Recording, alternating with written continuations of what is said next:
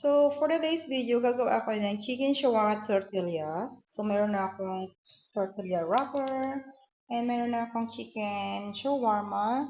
Try kong hanggang maging crunchy. And meron na akong yung cucumber. Meron akong ginawang cabbage, onion, coriander leaf, and then the sumac. Sumac is this one, ginagawa sa pang salata. And meron akong yung mayonnaise, yung ginawa ko to.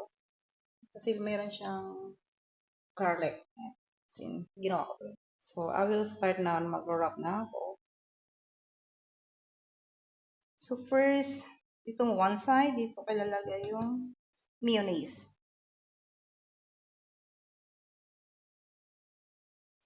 So, ilalagay na natin yan. Yung cucumber, kalat natin, guys. And ilalagay natin yung ito, vegetable, and yung chicken shawarma. So, ganyan lang. And ibabalot natin.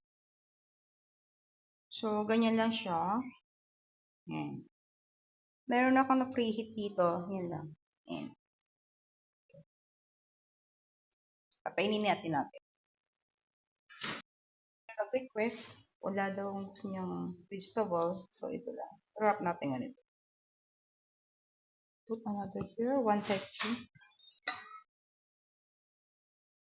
So, meron akong dalawang ganitong order. So, fold again. Ayun, tapos na. Yan. Put it there. Kasi have my two.